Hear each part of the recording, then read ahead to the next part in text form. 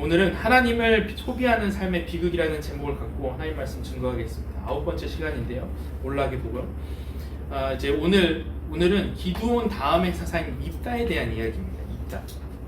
입다의 이야기를 통해서 오늘 성경의 본문이 드러내고자 하는 것은 하나님을 소비하는 삶입니다. 다른 말로 하면 하나님을 수단화하는 겁니다. 우리가 신앙생활을 하다 보면 은근히 그런 마음이 들 때가 있죠. 하나님을 따라 살다 보면 여러 불편한 점들이 많습니다. 그렇기 때문에 내가 쉽게 예수 믿는다라는 걸 어디서 얘기하기가 쉽지가 않아요. 저 예수 믿는 사람입니다.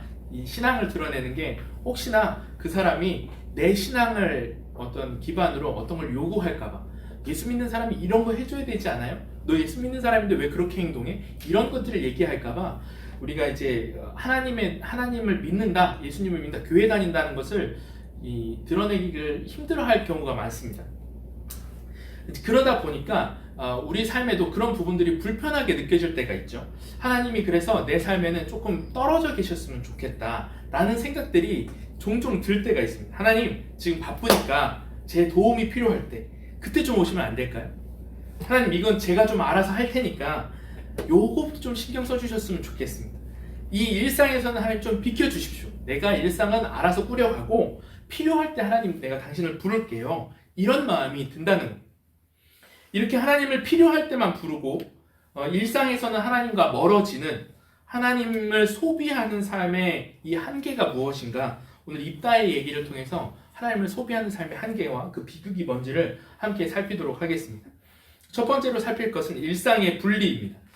사사기가 우리가 처음 시간에 말씀을 드렸는데 사사기를 볼 때 이 사이클이 있다 했죠. 어떤 거라 했죠? 사사기가 이렇게 계속 상승하는 그런 게 아니라 사사들이 나타나는데 더 안 좋아지고, 사사들이 나타나고 회개하는데 또 안 좋아지는 이 하강의 구조를 가지고 있다 얘기를 했어요. 그래서 회개와 구원을 반복하는데 그게 점점 상승하면서 좋아지는 게 아니라 점점점 사람들이 몰락하고 후에 가면은 이상한 사사들이 막 등장하기 시작한다 라는 이 전제 속에서 오늘 말씀을 봐야 됩니다. 오늘은 뭐 때문에 몰락을 하냐면 바로 일상과 특별함을 분리시키면서 문제가 발생하기 시작해요. 일상과 특별함을 분리시키는 거. 하나님을 특별한 때만 끌어들이는 거예요.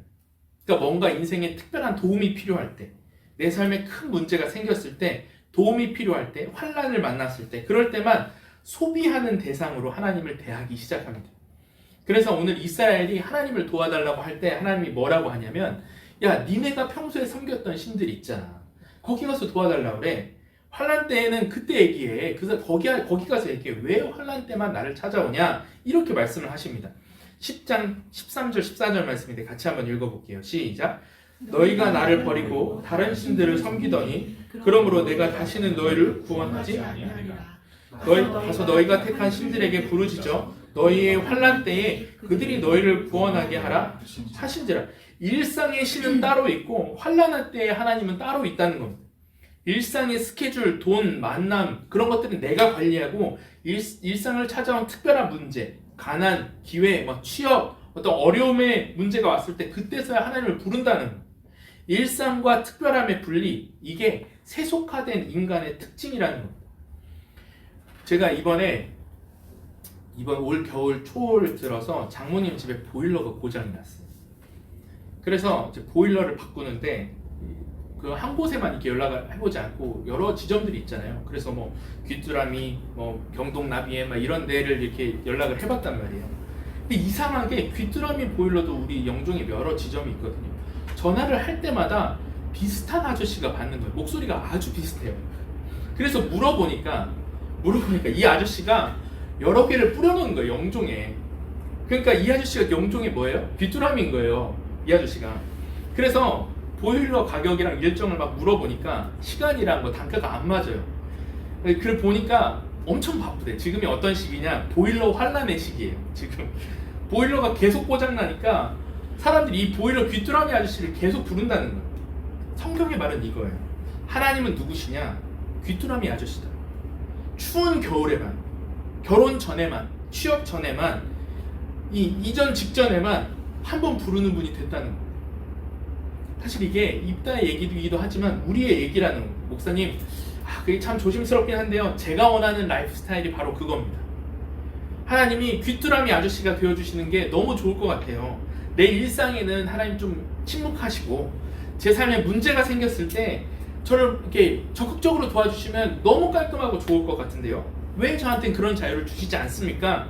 오늘 성경의 대답은 뭐냐? 아니다. 사람은 문제를 해결하는 데에 결코 만족하지 못할 것이다. 일상의 구원자를 반드시 필요로 할 것이다. 이게 오늘 성경이 보여주고 있는 보여주고 있는 것이라는 거예요. 우리가 일상에서 하나님을 밀어낼 때 한계가 무엇인지 분명하다. 그걸 보여주는 소설이 있습니다. 비프케 로렌츠가 쓴 당신의 과거를 지워드립니다라는 유명한 베스트셀러가 있어요.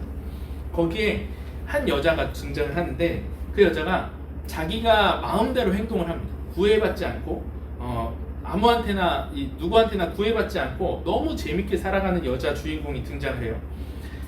이 여자가 대학을 그만두고 이제 자기가 알바를 시작하는데 자기가 이제 대학을 그만두고 알바를 시작하면 자기 마음대로 하는 거잖아요. 그렇죠? 그러니까 너무 자연스럽고 좋을 줄 알았는데 자기 일상이 만족스럽지가 않은 거예요. 그래서 친구랑 이야기를 나누다가 물어봅니다. 야, 내가 도대체 일상을 잘 살고 있는 것 같아? 이렇게 사는 게 맞아? 소설의 내용인데 이렇게 나와요. 내가 잘 살고 있다 생각해? 그러니까 친구가 딱 대답을 해줘요. 너 진짜 잘 살고 있어. 너 진짜 잘 가고 있어. 왜 그러냐면 내가 너라면 다른 사람의 인생과 나의 인생을 바꾸고 싶지 않을 거야. 왜냐면 내 인생은 내가 선택할 자유가 있고 너는 그 자유를 충분히 누리고 있는 거잖아. 너는 온전히 너 자신으로 살아갈 수 있잖아. 이거야말로 정말 멋진 일이 아니겠냐? 이렇게 설득을 해줬다는 거예요. 너의 인생이 지금 베스트다. 최고다. 그런데 그 다음에 만족하지 못한다는 말을 이 친구가 합니다. 그걸 제가 가지고 왔거든요. 같이 한번 읽어보겠습니다. 시작. 나는 왜 꿈도 없고 목표도 없고 계획도 없어. 그저 하루하루를 살아가면서 마치 우주 속을 떠도는 느낌이다. 내 인생이 완벽하게 대체로 돌아가면 바로 이거야 나그 순간이 들기를. 하지만 내가 언젠가 깨어나서 그런 순간은 절대 오지 않았다는 것을 확인하게 될까봐 두렵다. 나는 헛되이 기다렸고 나를 스쳐 지나갔다는 것을 깨달을까.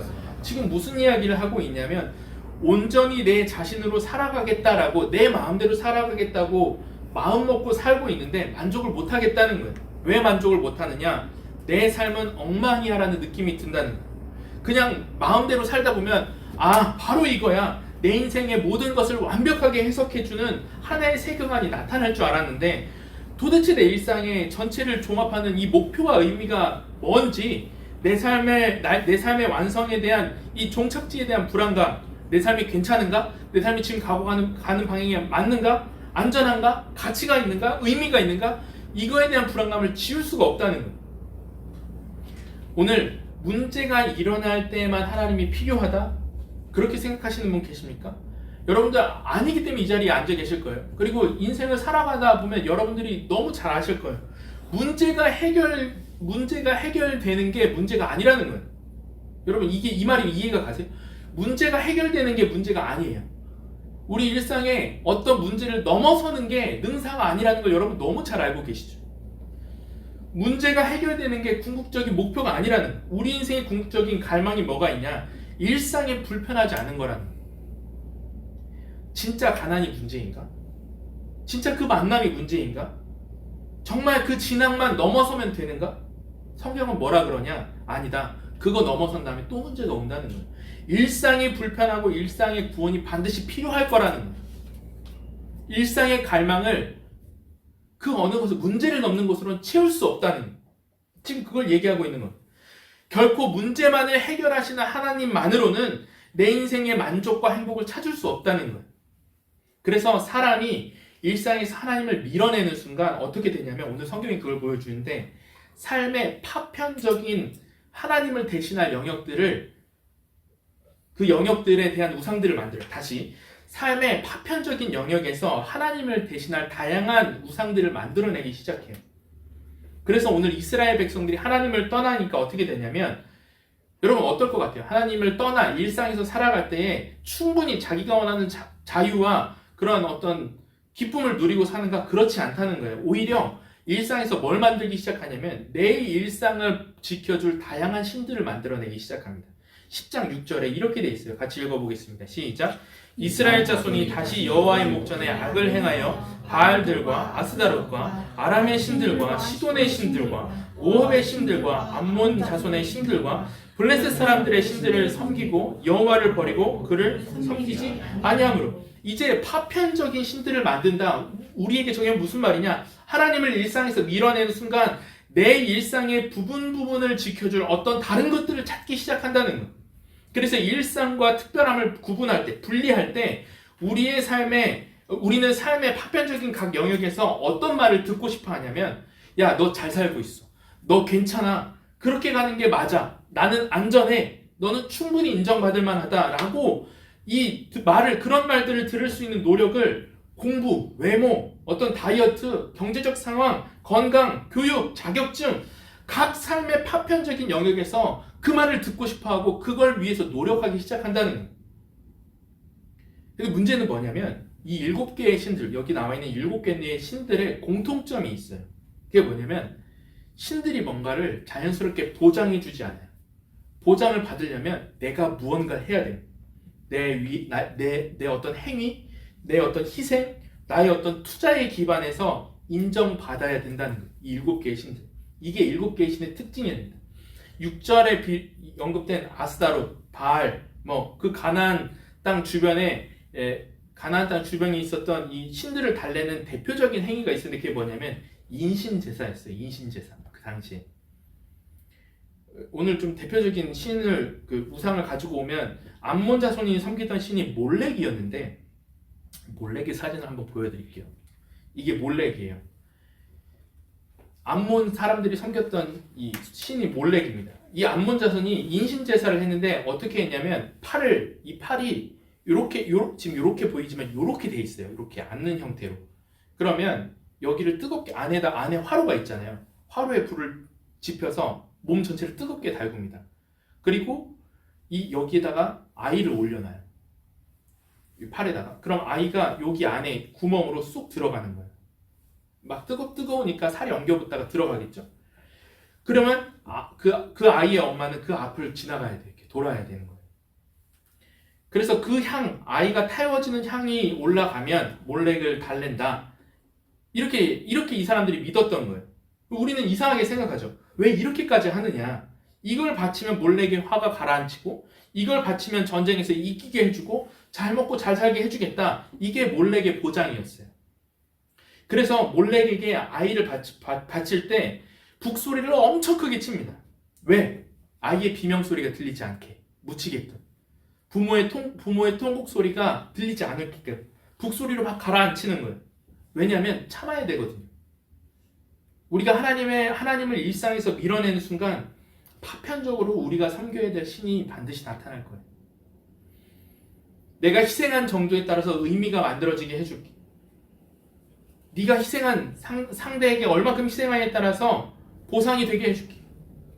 하나님을 밀어내면 이 파편적인 신들에게 종속된다는 것. 여러분 보세요. 취미로 처음에 몸을 만들기 시작했어요. 취미로 처음에 외모를 관리하기 시작했습니다. 취미로 처음에 게임을 하기 시작했습니다. 그런데 어느 순간 이 결과가 내 인생을 쥐고 흔들기 시작합니다.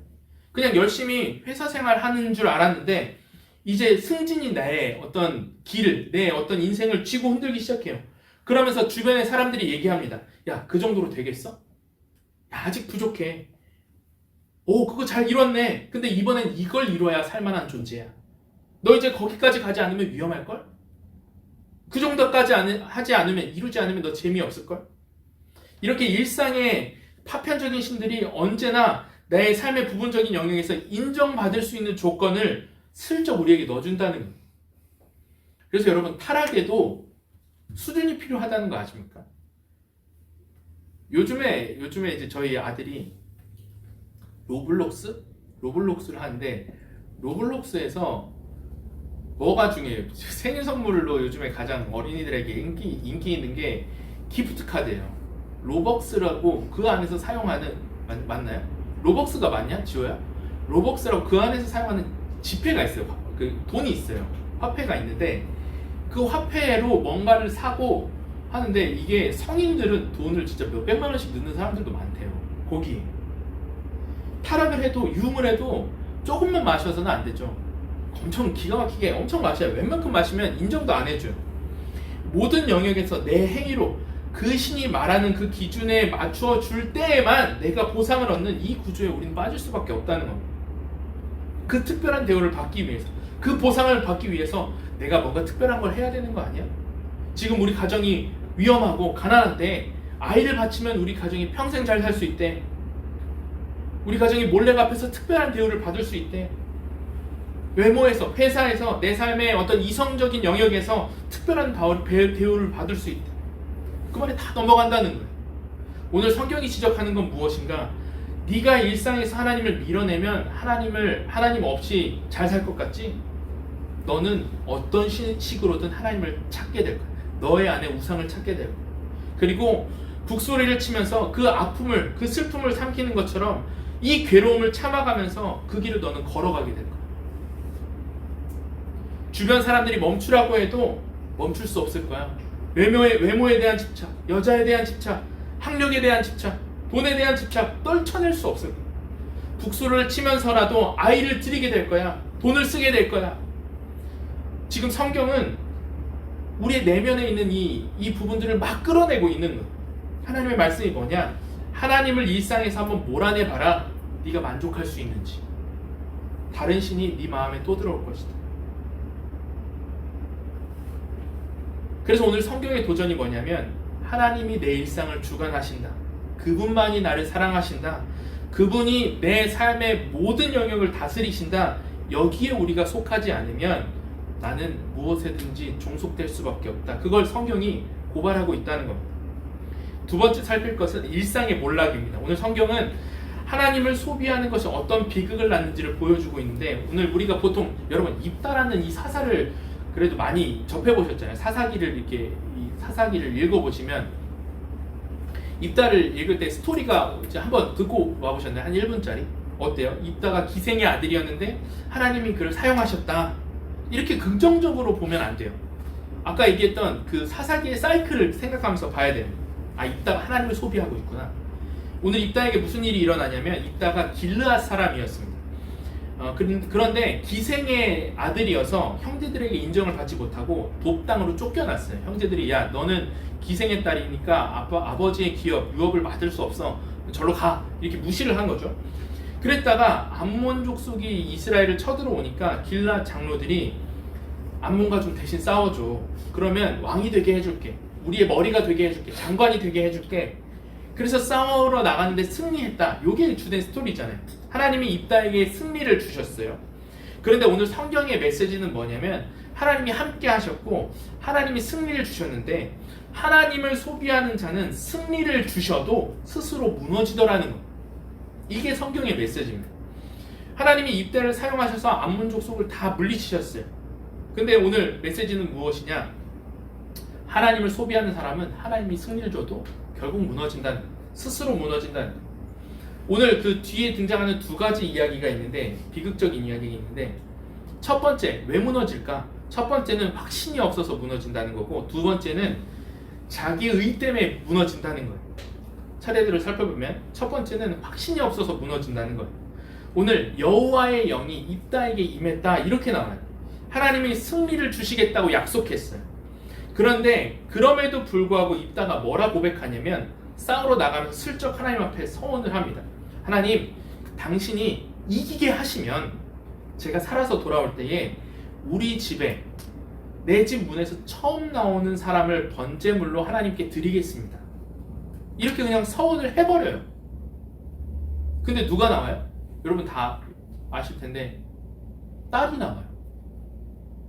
딸을 바쳐야 되는 거예요. 몸을 각을 떠서 제사로, 번제로 하나님한테 인신제사를 해야 되는 아이러니한 상황이 벌어진다는 거예요. 비극적인 일이 벌어지는 거죠. 하나님이 그걸 요구하신 적도 없고 하나님이 그런 서원을 하라고 이야기하신 적도 없어요. 그런데 오늘 서원을 누가 하죠? 입다가 하죠. 왜 하죠? 확신이 없어서. 확신이 없으니까 어떻게 말하냐면 하나님 제가 드리겠습니다. 29절부터 31절 같이 한번 볼게요. 시작. 이 여호와의 영이 입다에게 임하시니 입다가 암몬 자손에게로 이미 여호와의 영이 입다에게 임했어요. 승리를 주시겠다고 하셨다고요. 근데 입다가 뭐라 해요? 30절에 시작.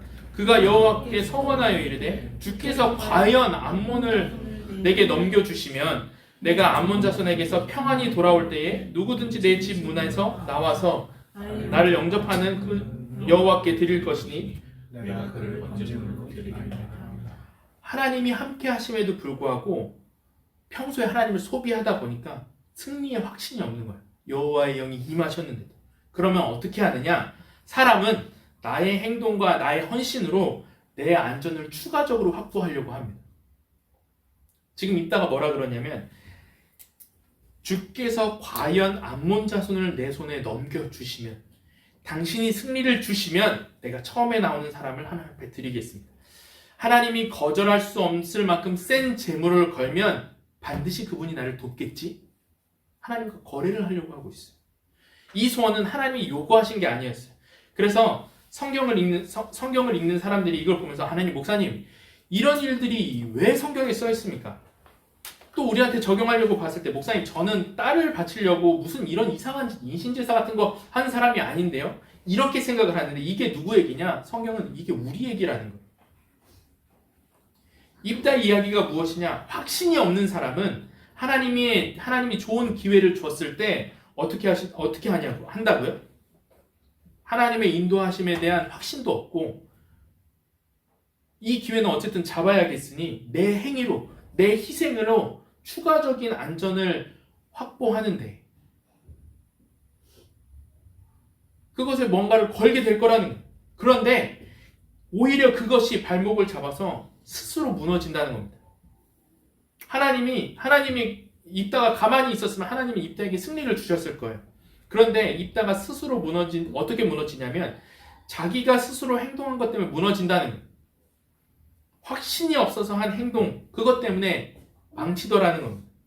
그래서 우리에게 좀 적용하면 여러분, 하나님의 일하심이 펼쳐지기 전에 확신이 없어서 내 행위로 승리를 담보하려고 하는 것이 무엇입니까?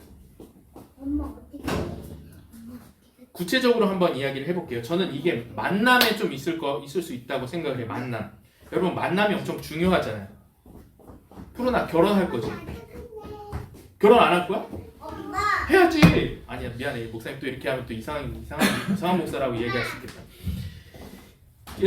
결혼을 이제 뭐라 해야 되나, 대학생이 되고 또 나이를 먹다 보면 가정을 이루는 거에 대한 이제 시작으로 이성과의 만남을 시작을 합니다. 근데 이성과의 만남을 통해서 내가 결혼을 디자인해야겠다 생각을 할 때 결혼은 혼자 하나? 아니지. 같이 하는 거잖아요. 그러니까 혼자 한다고 할 수 있는 게 아니니까 어떻게 될지 잘 모르겠거든요. 그런 생각에 하나님께서 이 사람과 나와의 만남을 주신다라는 확신이 사라지는 순간 사람이 어떻게 하냐면 내가 행동을 더해서 이 결혼을 확정시키겠다. 추가적인 힘을 더 써서 이걸 완성해 보겠다라는 생각을 한다는 거예요. 예를 들어서 결혼한 것처럼 상대 부모님을 과하게 챙기기 시작해요. 상대 부모님이 그런 걸 요구한 적이 없거든요. 근데 막 이미 결혼한 것처럼 명절 때마다 막 찾아가고 갈 때마다 한우 세트 막 고기 같은 거 엄청 이렇게 해서 가져가고 일부러 막 비싼 선물들을 해요.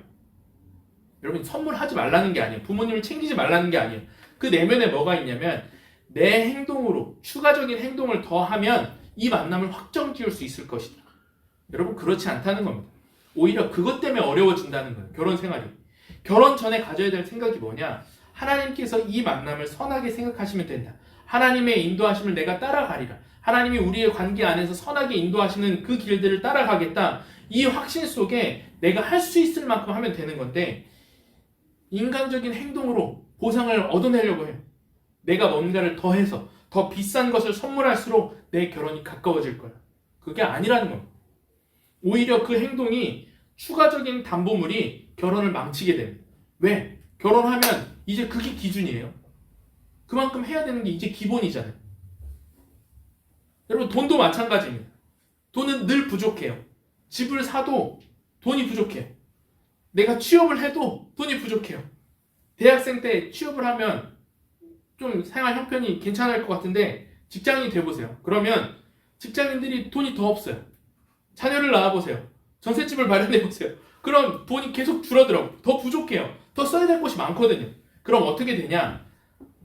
사실 이 미래의 공급이 충분하지 못할 거야 라는 불안감이 있습니다. 그러면 결단을 해야 돼요. 하나님께서 필요한 것을 내게 공급하신다. 거기에 있어야 되는데 어떻게 되느냐? 투자라는 명목 안에 내 그 마음이 비춰지기 시작합니다. 수용되기 시작합니다. 하나님께서 인도하신 돈으로는 안 된다는 거예요. 이거 좀 더 투자해야 되지 않나? 이거 좀 더 마련해야 되지 않나? 그러니까 더 확보하려고 과도한 투자를 하고 과도하게 부동산을 사고 그렇게 인생 비트코인을 사고 그렇게 인생을 망치는 경우가 많다는 거예요. 여러분 그거 아니라는 거예요. 맨날 그게 큰 문제지 않습니까? 직장인들 가보면 맨날 차트 보고 있고 업무 시간에 투자하는 거 투자 자체가 나쁘다는 게 아니에요. 근데 우리 안에 성경이 고발하는 게 뭐냐? 이따 얘기가 남의 얘기 같니? 확신이 없으면 이상한 헌신을 가지고 내가 이거 가지고 승리를 담보하려고 할 거야. 이거 갖고 승리를 담보할 수 있다고 생각할 거야. 이거 버려야 된다는 겁니다. 하나님이 오늘 중요한 메시지가 뭐냐면 이따를 하나님이 망쳤는가? 그렇지 않다는 거. 확신이 없어서 인간이 먼저 조치하고 서원하고 마음대로 행했던 것 그게 인간을 망친다는 거. 그래서 절대 이따의 텍스트를 긍정적으로 읽으면 안 돼요. 이걸 통해서 이따를 통해서 우리가 추가적으로 뭔가를 하려고 하는 확신이 없는 그 부분을 점검해야 된다는 겁니다. 두 번째, 자기 의 때문에 무너진다는 건데 두 번째 비극이 나오는데 이따가 승리를 했어요. 승리를 하고 끝나면 되는데 늘 성경에는 뭐가 뒤에 등장하냐면 예외적인 스토리가 나옵니다. 그 메시지가 있는데 두 번째 뭐라 그러냐? 기드온 때 누가 등장하냐면 기드온 때 나왔던 북쪽의 메이저 지파인 에브라임 지파가 또 나와요. 기억나세요? 기드온한테 와서 에브라임 지파가 뭐라 했어요? 너 물리칠 때 너 왜 우리 안 불렀어? 이 얘기 따졌던 사람들 있잖아요. 그 사람들이 그대로 나옵니다. 그래서 이따가 이기고 오니까 에브라임이 또 딴지를 똑같이 걸어요. 왜? 이따 너 우리 안 불렀어. 12장 1절 말씀입니다. 같이 읽겠습니다. 시작. 에브라임 사람들이 모여 북쪽으로 가서 입다에게 이르되 네가 암몬 자손과 싸우러 건너갈 때에 어찌하여 우리를 불러 너와 함께 가지 아니하였느냐? 우리가 반드시 너와 내 집을 불살리리라 하니. 오늘 어쨌든 입다가 승리했잖아요. 그리고 딸을 번제로 드렸어요. 서운한 대가를 치렀어요.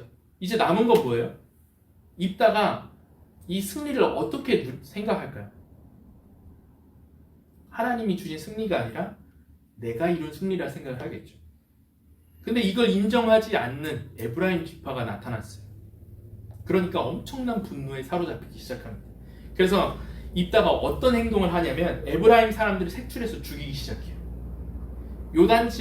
요단강 지역에 이 방언이 있는데 그러면 쉬볼렛이라고 한번 해보시겠어요? 쉬볼렛.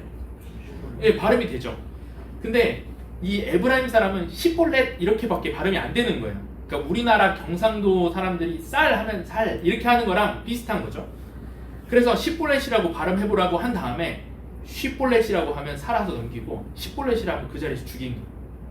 근데 몇 명을 죽였냐면 42,000명을 죽였습니다. 우리가 또 이걸 읽으면서 목사님 이 사상 진짜 이상한데요. 입다가 사사인데 도대체 왜 이런 짓을 하는가? 오늘 입다의 정체성이 무엇인가를 봐야 하는데 4절에서 에브라임이 입다에게 뭐라고 했는지가 드러나요. 4절에 이렇게 되어 있습니다. 같이 읽어보겠습니다. 시작. 입다가 에브라임을 쳐서 무찔렀으니 이는 에브라임의 말이 너희 길르앗 사람은 본래 에브라임에서 도망한 자로서 에브라임과 므낫사 중에 있다. 야, 니네 원래 우리 족속에 있다 도망간 애들이잖아. 자기의 신분, 자기의 정체성을 깎아내리는 말을 하니까 이따가 폭발하기 시작합니다. 여러분 보십시오. 자기의 신분에 대한 성경의 측면이 뭐예요? 이따의 신분을 드러내고 있는 성경의 이 측면, 오늘 사사기의 흐름이 뭐냐면 하나님은 도망자였고 약자였고 기생의 아들이어서 버림받았던 입다를 통해서 승리를 주셨어요. 이게 하나님이 사사를 통해 보이고자 했던 뜻이었다고. 그런 입다가 승리를 취했어요. 하나님의 은혜로. 네가 가지고 있는 형편이 널 구속하지 않는다. 하나님이 그 은혜로 입다를 승리케 하셨는데 입다가 지금 이 과정을 통해서 내가 승리했다. 내가 하나님을 소비해서 하나님과 거래해서 내가 성취했다. 라는 사고방식에 빠지니까 이 하나의 성경의 그 관점이 비틀어지기 시작해. 에브라임이 건드는 그 한마디에 입다가 붕괴하고 폭발해서 이스라엘 전체를 악화시키는 악으로 약화되는 그 몰락의 길로 걷게 만들었다는 거. 여러분, 우리가 내가 이뤘다는 말에 빠져 있으면 하나님이 우리에게 얼마든지 승리를 주셔도 기쁘지 않을 거예요. 내가 이뤘다. 아무도 날 무시하지 못한다. 이 자기의가 내 인생의 추가적인 승리의 길을 가로막는다는 거. 플래너리 오코너라는 기독교 소설 쓰시는 작가분이 계신데 그분이 쓴 계시라는 단편에 나오는 이야기입니다. 한 흑인 부인이 병원에 가요. 병원에 가서 대기실에 앉아 있는데 사람들이 엄청 북적거리는 거예요. 어디 앉아야 될지 자리를 이렇게 찾고 있는데 별의별 사람들이 소파에 다 앉아 있습니다. 어떤 사람은 다리를 쫙 벌리고 앉아서 두 자리를 차지하고 있고, 바닥에 침을 뱉고 막 있는 사람도 있고, 씹는 담배를 이렇게 씹고 있는 사람도 있고, 매너가 없는 사람들이 아주 다양하게 거기 다 모였어요. 그래서 같이 간 사람과 자리를 찾으면서 그 같이 간 사람과 얘기를 하는 거예요. 이 사람이 신앙인인데, 하나님은 나에게 저런 사람들처럼 몰상식하게 부족하게 매너를 주시지 않고 좋은 성격도 주시고 매너도 주셔서 참 감사하다고, 저 사람들 보라고 내가 어떤 저런 사람들을 또 어떻게 욕하겠냐고 이렇게 대화를 나누면서 간 거예요. 근데 이 말을 하자마자 주변에 있던 한 여학생이 손에 책을 들고 있었는데 그 책을 그 부인한테 확 집어 던집니다. 그게 이제 작가가 하는 말인데, 그게 계시의 순간이었다는 거예요. 너무 당황해서 이 흑인 부인이 이 여자애한테 물어봅니다. 같이 한번 읽어볼까요? 시작. 나에게 할 말 있니? 그녀가 갈라진 목소리로 묻고 계시를 기다리듯 가만히 기다렸다. 아줌마 고향인 지옥으로 가요. 더러운 흑돼지. 여학생이 속삭였다. 이게 계시였다는 거예요. 뭔 계시냐? 이 부인이 충격을 받아서 자기 집에 와서 자기 밑에서 일하는 사람들에게 막 하소연을 하고 그 사람들한테 히스테리를 부려요. 어떤 여학생이 나한테 흑돼지라 했다고, 어떻게 그럴 수 있냐고 막 그러면서 거기에 위안을 삼고 위로를 받아요. 그리고 혼자 남아있는데 하나님한테 하소연을 합니다. 뭐라고 하소연을 하냐면, 이게 입다의 얘기인데 이것도 갖고 왔어요. 같이 한번 읽어볼게요. 시작. 이제 그녀의 눈은 분노로 타올랐다. 왜 나예요? 그녀가 외쳤다. 여기서 백인 쓰레기건 흑인 쓰레기건 내가 도와주지 않는 자는 하나도 없어요. 나는 또 날마다 허리가 부러질 정도로 일해요. 교회에도 가요. 내가 어떻게 돼지예요? 내가 어떻게 저놈들하고 같아요? 나도 일하지 않고 뒹굴며 지저분하게 살 수 있어요. 하루 종일 길가에서 음료수나 마시며 빈둥대고 담배나 씹으며 아무데서나 침을 뱉고 고약해질 수 있어요. 하나님 왜 나한테 이런 일을 당하게 하셨냐? 하소연을 하는 거예요. 그런데 이 여자가 맨 마지막에 하나님한테 삿대질을 하면서 분노에 차면서 뭐라 이야기하냐면, 마지막 한마디가 이렇게 돼 있어요.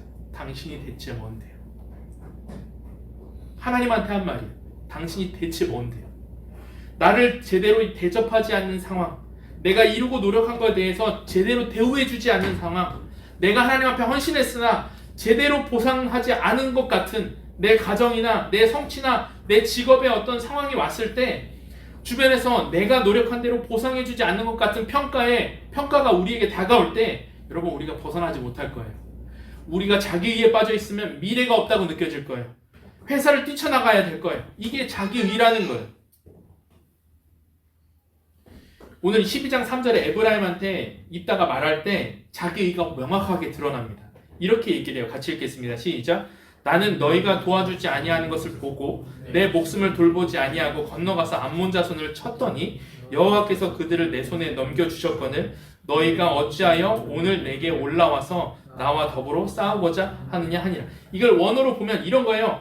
이 뜻이 뭐냐면, 여호와께서 그들을 내 손에 넘겨주셨다. 이건 그냥 괄호예요. 괄호. 덧붙이는 거라고.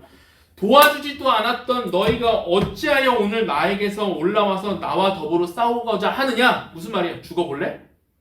하나님을 소비하는 자, 자기 성취에 대한 의에 사로잡혀서, 분노에 사로잡혀서 살아가게 될 것입니다. 오늘 여러분, 무슨 말에 여러분들이 화가 나 있고 또 무슨 말로 남을 깎아내리고 계십니까? 거기에 우리의 의가 있어요. 제가 한번 말해볼게요. 돈을 벌 줄도 모르는 놈이, 인생에 고생도 안 해본 놈이 고난도 자기 의가 되는 거예요. 공부도 안 해본 것들이 카페 알바나 하는 주제에 정치적으로 뭣도 모르는 놈이 화도 못 찾는 놈이 인내해도 자기 의가 된다고. 인내도 결혼도 못한 주제에 사회성도 없는 무식한 놈이 나는 저런 놈이 되지 않아서 하나님 감사합니다. 저런 사람이랑 결혼했으면 어떡할 뻔했어. 여러분 어떻게 몰락하냐면 입다는 하나님이 도우셨어요. 그런데 자기 의로 몰락한다는 겁니다. 이게 일상의 몰락이에요. 우리가 이거 벗어나야 된다는 겁니다. 마지막 세 번째, 일상의 갈망입니다. 그럼 마지막으로 이 텍스트가 말하고자 하는 게 뭐냐? 여러분 입다처럼 살지 마세요. 이게 아닙니다. 입다처럼 살지 맙시다가 아니고 오늘 자세히 보면 아주 신기한 평행 구조가 10장, 11장, 12장에서 등장을 합니다. 이스라엘이 암몬 자손이 쳐들어왔을 때 하나님께 매달리는 상황과 길라 지도자들이 입다에게 매달리는 상황이 평행을 이루어요. 모든 신학자들이 동의하는 건데 표를 보면 이렇게 되어 있습니다. 상황이 똑같아요. 암몬 족속이 이스라엘을 압박합니다. 암몬 족속이 길라 족속을 압박해요. 그래서 이스라엘이 도움을 요청을 하죠. 하나님 도와주세요. 길라 지도자들도 똑같이 도움을 요청해요. 입다야 도와줘. 그 다음에 하나님이 어떻게 해요? 야 니네 신들한테 도와달라고 해라. 입다도 뭐라 그러냐면 날 무시할 땐 언제고. 그래서 다시 요청합니다. 그래도 도와주세요. 입다야 그래도 도와줘 말합니다. 단 한 부분에서만 차이가 나요. 이게 메시지라는 거예요. 입다는 뭐라 그러냐? 아까 읽었죠? 그럼 왕 시켜줄 거야? 장관 시켜줄 거야? 인간 사사는 여기서 부족하다는 거예요. 인간 사사의 부족함이 뭐냐면 결국 하나님을 소비하면서 망한다는 거예요. 그러나 이 텍스트의 궁극적인 메시지는 뭐냐? 입다는 부족했으나 널 위한 입다가 올 것이다. 두 번째 입다, 완전한 입다, 파이널 입다, 마지막 입다가 올 것이다. 그게 누구예요? 이용당하지 않으신 분, 하나님을 이용하지 않으신 분, 하나님을 소비하지 않으신 분, 하나님을 소비하는 상대까지도 용서하신 분이 우리의 삶에 너를 구원하기 위해 찾아올 거야. 이게 메시지라는 겁니다. 예수님이 십자가에 못 박히러 가실 때 상황을 좀 이용해서 하나님을 좀 소비해서 내가 원하는 상황을 만들어 가실 수 있었어요. 그런데 예수님이 뭐라 그러시냐면 하나님이 성취하시는 것이지 내가 성취하는 게 아니야. 불안해하지 않고 확신을 가지고 나아가셨습니다. 마가복음 14장 36절 같이 한번 읽어보겠습니다. 시작. 아빠 아버지여 아버지께는 모든 것이 가능하오니 그러므로 이렇게 해서 가능하오니 그러므로 제가 하나님을 소비하겠습니다. 하나님을 좀 써먹겠습니다가 아니고 뭐라 해요? 이 잔을 내게서 옮기시옵소서. 그러나 나의 원대로 마시옵고 아버지의 원대로 되기를 원합니다. 내가 원하는 뜻대로 십자가를 피할 수 있는 그 기회의 때를 그 기회의 때에 예수님이 어떻게 하시냐면 하나님을 소비하는 방식으로 가시지 않으셨어요. 그 안에 하나님을 소비하지 않아도 하나님의 뜻대로 성취하신다는 확신이 있었습니다. 그래서 마가복음 15장 30절에 십자가에 달리셨을 때 사람들이 야 너 스스로 구원해봐. 네가 십자가에서 내려와봐. 네 능력을 한번 증명해봐. 네가 메시아라며 자기 의를 부추길 때에 자기 의에 빠지지 않으셨어요. 그때 예수님께 무슨 일이 일어났습니까? 그때 예수님께 무슨 일이 일어났어요? 하나님을 의지하고 자기 의에 빠지지 않으셨던 그분이 순종하면 복이 왔어야 되는데 그대로 십자가에 못 박혀서 죽으셨다는 거예요. 아니 하나님에 대한 확신을 가지고 십자가로 가면 살아야지 왜 죽습니까? 이게 성경의 메시지라는 거예요. 이게 성경이 주는 메시지예요. 이게 바로 저와 여러분들이 내가 옳다 하고 하나님을 소비하면서 일상에서 하나님을 밀어낸 자들이 받아야 되는 대가라는 거예요. 그 대가가 무엇인가? 일상마저 영원히 하나님과 다 단절되는 삶, 바로 죽음이에요. 영원히 단절된 일상, 그분이 십자가에서 그것을 다 경험하셨다는 것. 그럼 예수님은 이 땅에 왜 오셨는가? 자기를 이롭다 말하는 자, 하나님을 이용했던 자, 하나님을 거부했던 나에게도 영원한 동행의 일상을 열어주시기 위해서 내가 당해야 했던 그 죽음, 내가 다쳐야 했던 영원한 그 일상의 생활들, 하나님과의 그 관계들, 무너져야 됐던 그것들을 예수님이 다 가져가셨다는 거. 반주를 좀 해주세요. 그러므로 그분을 볼 때에 우리가 알 수 있습니다. 하나님을 필요할 때만 부르고 일상을 내 마음대로 살아가면서 자기에게 빠지면서 영원히 하나님 앞에서 거절받을 우리가 용서받았다면, 이것이 예수님의 공로로 우리에게 주어졌다면 우리 일생에 두 가지가 생깁니다. 먼저 첫 번째로는 확신이 생깁니다. 하나님을 소비했을 때에도 나를 용서하셔서 기회를 주셨다면 우리에게 좋은 기회가 왔을 때에 더 이상 내가 추가적으로 인간적인 어떤 방법을 통해서 하나님이 이거 안 해주실까봐 두려워서 머뭇거리지 않을 수 있어요. 왜? 예수님께서 그것을 다 가져가시고 인간적인 방법으로 덧칠하지 않아도 온전한 기회가 내 삶에 살아날 수 있게끔 하나님께서 복 주실 것이다. 우리가 그걸 확신할 수 있다는 거예요. 두 번째, 자기의가 깨져요. 이제 다른 것으로 내 의로움을 드러내지 않겠다. 누군가의 실력에 대해서, 내 상황에 대해서, 이 보상에 대해서 직장 친구들이 함부로 나를 무시할 때에도 나 그거 두려워하지 않는다. 그거에 대한 나에 대한 그 평가가 내 미래를 결정하는 것이 아니다. 하나님을 이용했음에도 불구하고 내 인생을 회복시키신 그분이 우리를 자기를 부인하고 우리 가운데 자기를 부인하고 하나님과 동행할 때에 누려야 될 그 복음이 결코 사라지지 않게끔, 예수님이 그게 뺏기지 않게끔 우리를 인도하시고 그걸 다 보장하시리라. 자기의에서 벗어날 수 있다는 거예요. 저 여러분, 이제 일상의 동행을 여러분 사모하시고 기다리십시오. 우리의 삶에 그 주님의 인도하심, 그 일상의 인도하심을 통해서 하나님께 주시고자 하시는 게 있어요. 오늘 입다처럼 여러분 불안해하지 마십시오. 굳세게 하고 우리 아까 찬양했잖아요. 굳세게 하시겠다. 두려워 말라. 놀라지 말라. 하나님께서 우리의 삶을 이미 인도하고 계세요. 여러분들의 삶의 그 문제들까지도 하나님이 다스리고 계신 거예요. 여러분들의 삶은 그 부족한 부분까지도 하나님 필요하고 있게 하실 때에 분명히 풍성하게 채우실 것입니다. 예수님을 바라볼 때에 여러분, 우리가 하나님을 소비하는 인생을 벗어나서 하나님께서 우리에게 채우시는 것을 경험하고 이것을 통해서 우리와 동행하시기를 원하시는 그 하나님의 마음을 우리가 알아 하나님과 오늘도 일상을 동행하는 저 여러분들이 되기를 주님의 이름으로 축원합니다.